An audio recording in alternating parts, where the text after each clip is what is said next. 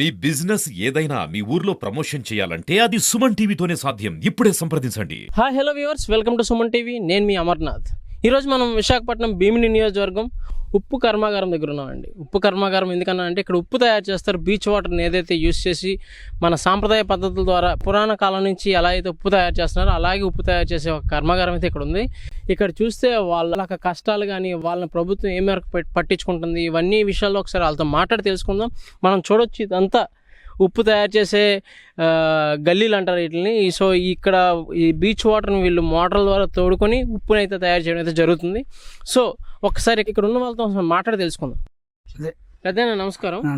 పెద్దనా ఎప్పటి నుంచి చేస్తున్నారు ఈ పని? 83 నుంచి చేస్తాను. 83 నుంచి ఇదే వృత్తి. సో సొసైటీ మారుతుంది, టెక్నాలజీ మారుతుంది.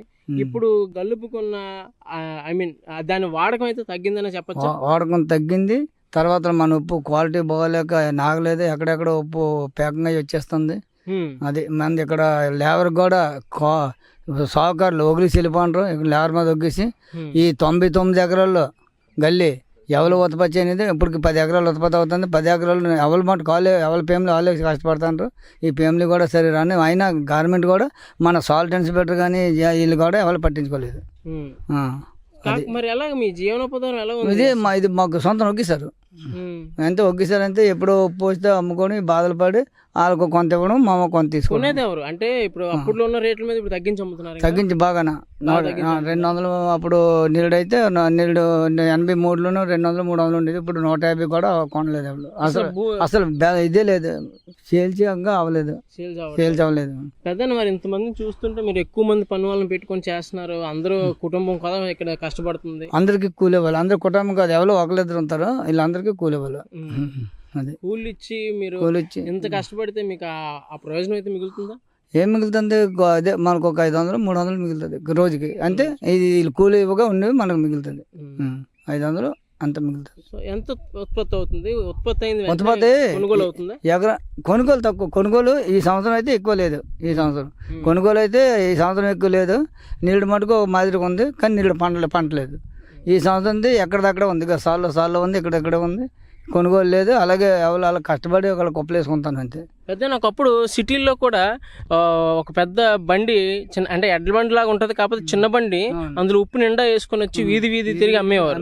ఇప్పుడు అసలు ఆ కల్చర్ లేదు సిటీలో. ఎక్కడ లేదు, సిటీలో లేదు. ఎందుకన్నాడు ప్యాకింగ్ ఏ షాప్లో పడితే ఆ ప్యాకింగ్ వెళ్ళిపోతాం.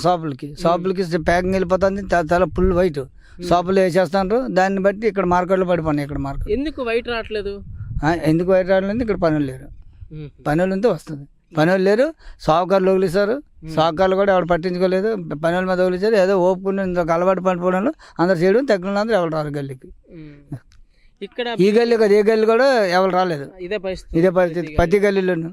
సో ఇన్ని తిప్పలు ఎలాగ వచ్చినాయి అసలు నాకు అర్థం కావట్లేదు. అంటే ఒకప్పుడు బాగుండేది. ఒకప్పుడు బాగుండదు కాదు. లేబర్ ఇదే అద్దెకి ఇంచుమించు 10 మంది, దానికో 10 మంది, దానికో 10 మంది, ఇలాగ ఈ 5 ఎకరాలకి 30 మంది అలాగ ఉండరు.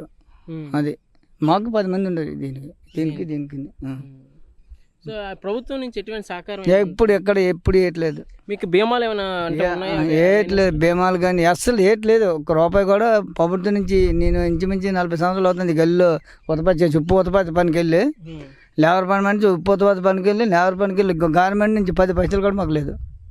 ఏమైనా ఉంటే అప్పుడు వరద బాధ్యతలుగా ఉంటే ఆ లైసెన్స్ ఉన్న తీసుకునేవారు. అది అంటే మీ పరిస్థితి ఏంటి ఇప్పుడు? అంటే మీ ప్రభుత్వాన్ని మీరు ఏమైనా కోరుకునేది ఏముందా?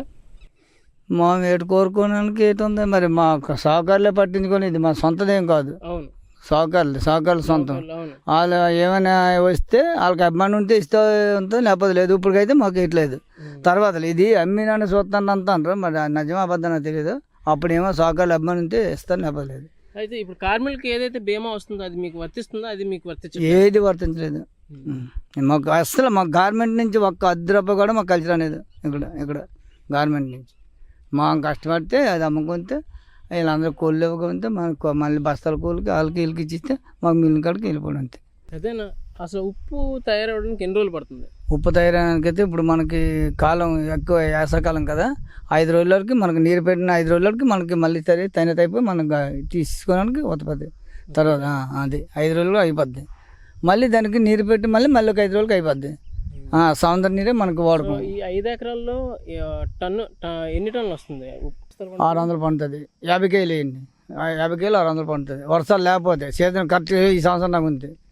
ఎకరానికి 600 పండుతుంది. 30 టన్నులు 30 టన్నులు 30 టన్నులు పండుతుంది ఎకరానికి. మరి దీనికి ఆడవాళ్ళ కూలి కూడా అన్నీ చూసుకొని మనం కూలి అన్నీ చూసుకొని మనకి ఎంత వస్తుందో ఒక సాగుకారుల మటుకు వాళ్ళకి ఎకరానికి 5,000 చొప్పున కట్టాలి. మేము ఎకరానికి 5,000. అక్కడి నుంచి అంతా కూలి మనుషులకి మందే. ఇప్పుడు ఒగ్గిసారు 10 సంవత్సరాలు పెట్టి ఇంతకుముందు వాళ్ళదే. జాతానికి ఇట్లా పెట్టుకొని చేయించారు. ఇప్పుడు కూలి ఇచ్చుకున్నాక జాతాలు ఇచ్చుకున్నాక ఒగ్గిసారు.